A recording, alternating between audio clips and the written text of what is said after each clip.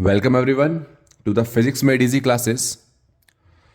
तो इस वीडियो में हम ग्रेविटेशन चैप्टर के जो हमारे पेंडिंग न्यूमेरिकल्स हैं वो करने वाले हैं। न्यूमेरिकल नंबर 21, न्यूमेरिकल नंबर 18 और न्यूमेरिकल नंबर 12। तो स्टार्ट कर रहे हैं with the very first numerical, जिसमें क्या बोला जा रहा है 21st न्यूमेरिकल में कि एक जियो स्टेशनरी सैटेलाइट है जो कि अर्थ के आसपास रिवॉल्व कर रही है। कितनी हाइट पे रिवॉल्व कर रही है? 36,000 किलोमीटर। तो ये हमने लिख दिया, हाइट कितनी है? 36,000 किलोमीटर। अब हमसे पूछ रहे हैं कि जितनी भी हाइट पे सैटेलाइट है वहां पे आप निकालिए पोटेंशियल। अगेन पोटेंशियल का बेसिकली क्या मतलब होगा? यहां पे ग्रेविटेशनल पोटेंशियल निकालना है हमको यहां पे। तो बेसिक पे आ जाते हैं कि इस स्फेयर को हम मान लेते हैं अर्थ है। ये हमारी अर्थ का रेडियस यहां से यहां तक, और यहां से लेकर यहां तक ये हमारी आ जाएगी हाइट ऑफ द सैटेलाइट, जिसको बोल देंगे एच।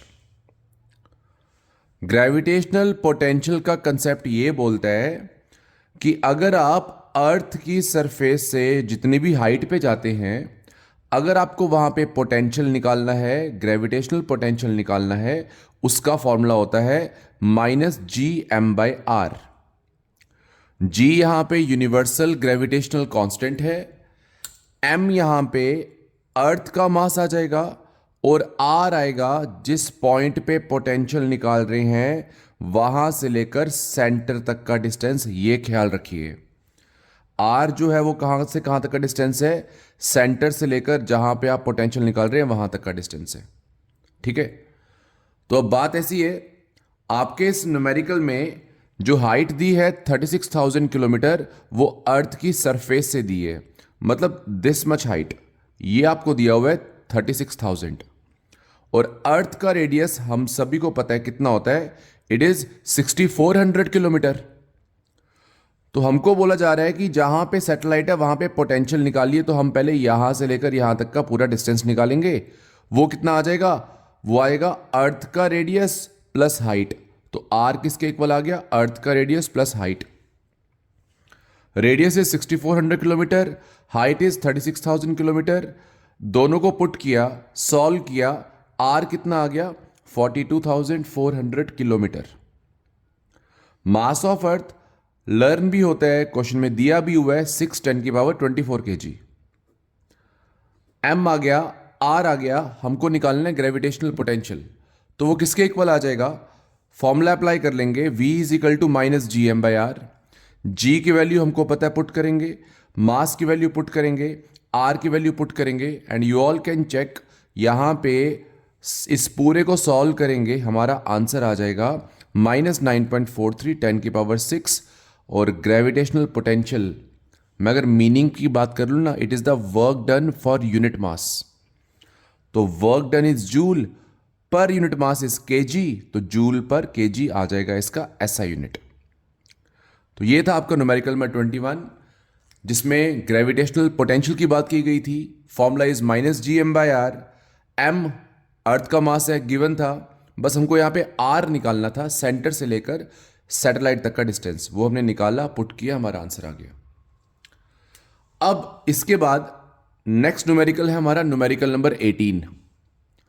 अब न्यूमेरिकल नंबर 18 में जो बात हो रही है वो किसके बारे में हो रही है, किस टॉपिक के ऊपर है? It is on the very first word written here, escape velocity. तो एस्केप वेलोसिटी बच्चों क्या होती है? ये हमारी अर्थ आ गई फिर से, ठीक है। हमने अर्थ की सरफेस से किसी बॉडी को प्रोजेक्ट करना है अपवर्ड्स, अर्थ से दूर। कितनी वेलोसिटी दें एक बॉडी को कि बॉडी हमारी अर्थ की ग्रेविटेशनल फील्ड को, ये ग्रेविटेशनल फील्ड अर्थ की, इसको क्रॉस कर जाए और बॉडी कहां पहुंच जाए? इन्फिनिटी में। इन्फिनिटी ऐसी जगह होती है जहां पे अर्थ की ग्रेविटी का कोई भी असर नहीं होता। तो मिनिमम हम कितनी बॉडी को वेलोसिटी दें कि बॉडी ऊपर तो जाए बट वापस ना आए, उसको हम बोलते हैं एस्केप वेलोसिटी। और आपने जब चैप्टर पढ़ा होगा वहां पे सीखा होगा एस्केप वेलोसिटी हमारी अर्थ के लिए कितनी है, 11.2 किलोमीटर पर सेकेंड।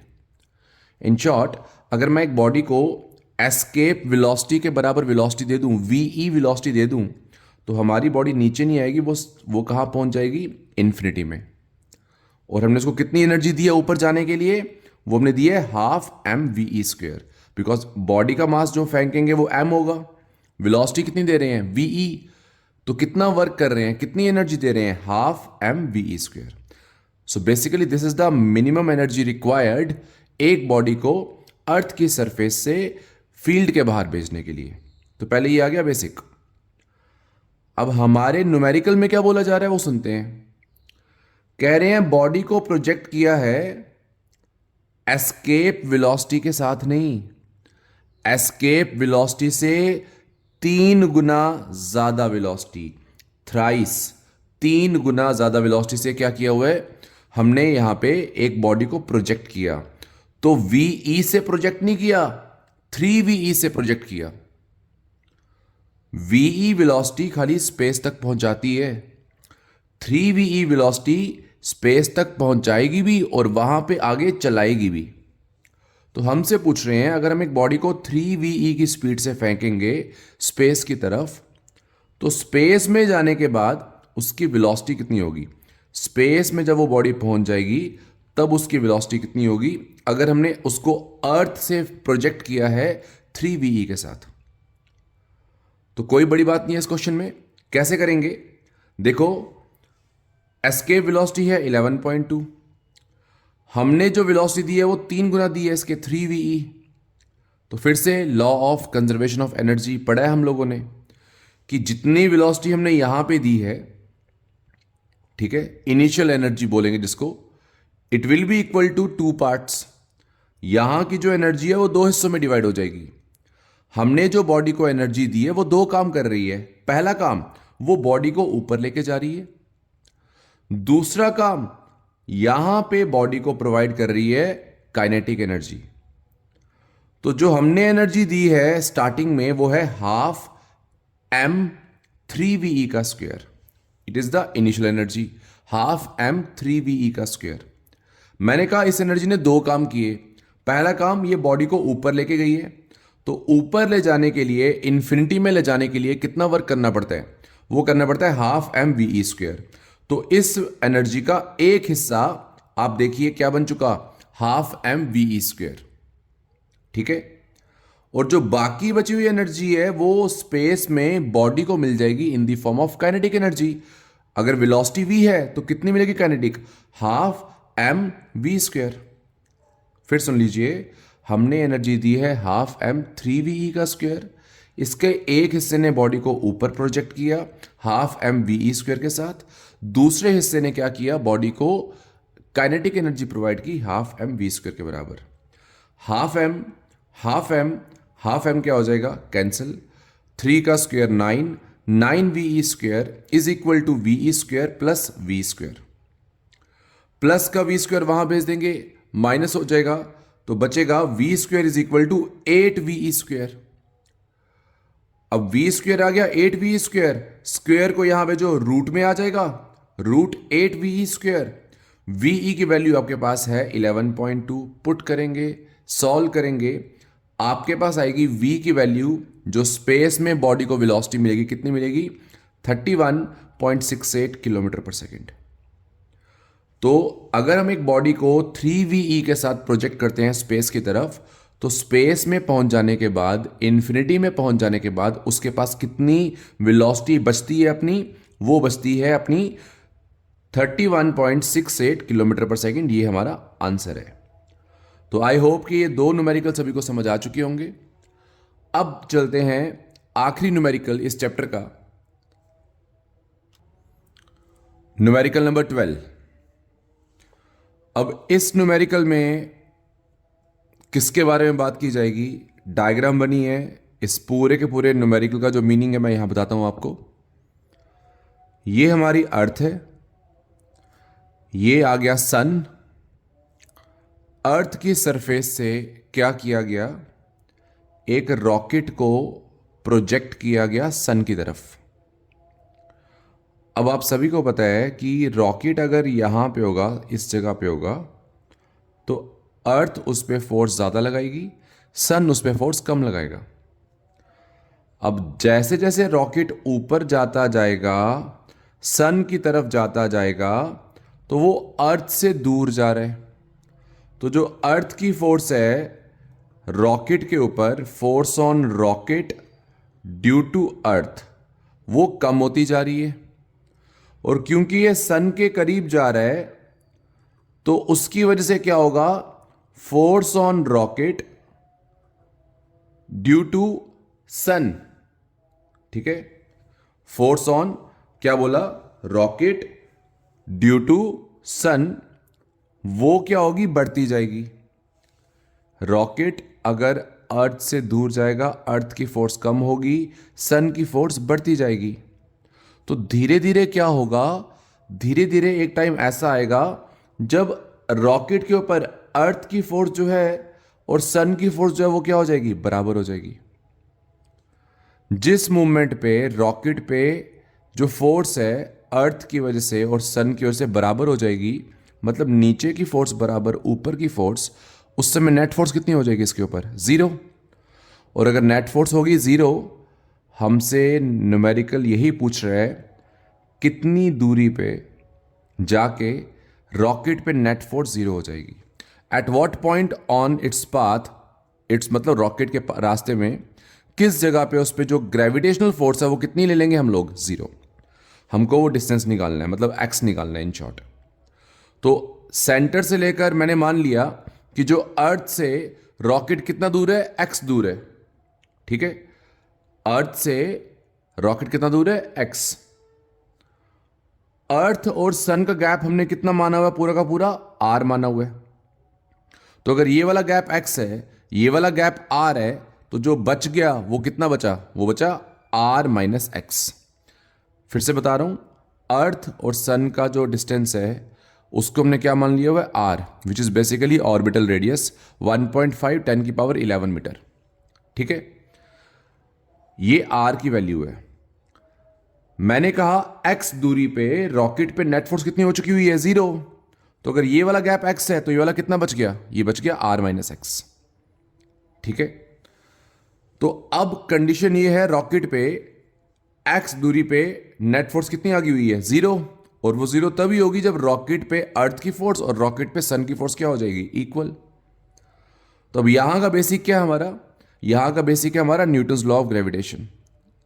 दो बॉडीज के बीच में फोर्स निकालनी हो, सिंपल सा फॉर्मूला है हमारा,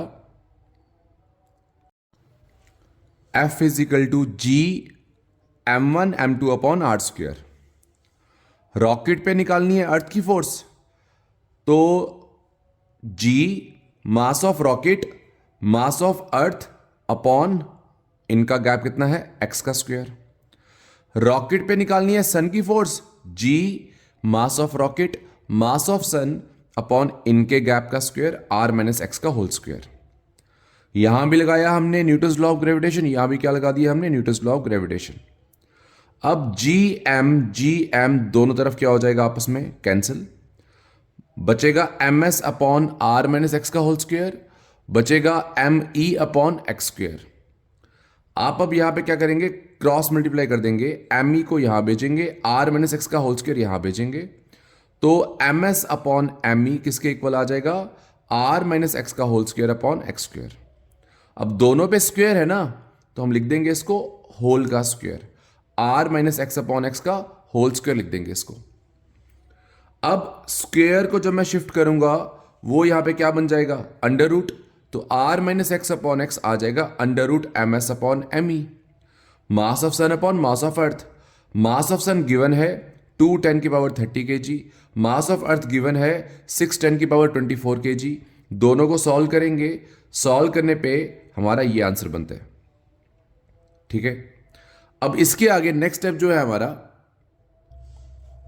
वो यहां देखिए, R minus X upon X equals to 577.35, previous step को सेम लिखा है यहां पे। अब x को करिए सेपरेटली डिवाइड, तो r upon X minus X upon X, X upon X कितना हो जाएगा 1, इज इक्वल टू 577.35। -1 यहाँ भेजेंगे, +1 कर दो यहाँ पे। अब फाइनली आपको x निकालना है, तो x को भेज देंगे इधर, 578.35 आ जाएगा नीचे। तो x कितना आ जाएगा हमारे पास, r/578.35। r is the orbital radius, question में गिवन है 1.5 10⁻11 मीटर। r की वैल्यू पुट की, इस पूरे को सॉल्व किया और ये हमारा x का आंसर आ गया। मतलब this is the required distance. जितने डिस्टेंस पे अगर रॉकेट पहुंच गया तो उस पर नेट फोर्स कितनी हो जाएगी, 0। अर्थ की फोर्स और सन की फोर्स मिला के कितनी हो जाएगी, वो 0। तो इस वीडियो में इतना ही। ये 3 न्यूमेरिकल्स आई होप सभी को समझ आ चुके होंगे। किसी को स्टिल कोई डाउट रहा हो वो कमेंट्स में लिख सकता है। और अगर आपको ये न्यूमेरिकल समझ आ रहे हैं, कंटेंट आपको सूटेबल बेनिफिशियल लग रहा है, तो kindly like it, share it and subscribe it. Thank you.